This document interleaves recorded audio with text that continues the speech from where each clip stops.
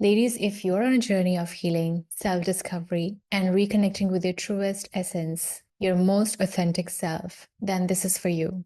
After working on myself for over a decade, I've realized a lot of things. And in this video, I'm going to share with you the powerful lessons that I have understood, that I have learned about the healing and soul work. Walking the path of awareness and healing has transformed not just my inner world, but the way I show up in my life. So if you're on this path or you're just starting, I want to share from my end some real raw truths that took me some time to understand. And I really wish someone had told me all this earlier, but I'm going to tell you now. So let's dive in. All right. Truth number one is healing is not a destination. Have you ever thought like, okay, I've done the healing work, I'm healed, this is it, only to have something trigger you again a few months later or a few days later? Yeah, same. Healing is not a place you arrive at. It's a journey. It's a lifelong journey of knowing self. You will definitely have moments when you will feel amazing. And you will also feel like that you've finally figured it all out. You are over all your traumas, all your wounds are healed, but then life will throw something new at you. And that's okay. That's literally the point of life. You're a soul who's here to evolve through different lessons that you encounter in your life. I remember when I attended my first healing workshop, I genuinely felt this is it. I'm going to be completely healed once I step out of this workshop. I am done. I literally felt really, really good. And while I did feel much better afterward, I had no idea that I had merely scratched the surface of a Pandora's box that wasn't even ready to open yet. So my point is, instead of chasing this finally healed version of you, start embracing this process because it's a beautiful process. Now, truth number two is healing is not a quick fix. If you are looking for follow the 3 steps and your life will magically transform, stop it. No. Healing is really messy. It is a messy process. Sometimes it's slow, sometimes it's frustrating, and it's definitely not about fixing yourself because, spoiler alert, you're not broken. We are not broken beings. Healing is about meeting and becoming your truest self. And this is a deep transformation which takes time. If you're looking for a shortcut, I'm just going to be real with you and tell you that you are setting yourself up for disappointment. And it happens with a lot of us that sometimes, depending on the situation of our lives, we chase things. We chase a particular desire. We chase to feel a certain way. But if you want that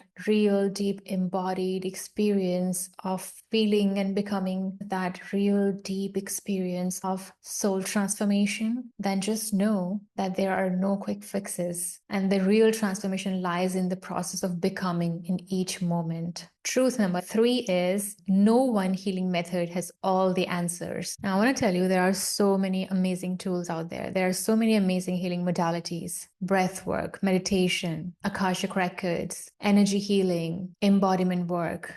But if you are looking for that one ultimate technique that will magically fix everything for you, you're going to be searching forever. I want to say here, if you're somebody who likes to explore different modalities, that's perfect. Go and explore everything that your heart desires, and you will definitely find a few modalities that will become your favorite. But the truth is, no external method holds all your answers. They all can help you access deeper parts of yourself, but you ultimately are your greatest healer. That is why it is so important to trust your own intuition. So explore, experiment, but don't become dependent on trying to find that one practice, one modality, one technique that will give you all your answers. So you don't need more tools. You need more trust in yourself. Truth number 4 is watch out for fake gurus. A bit controversial, but I have to say that because this has been my experience that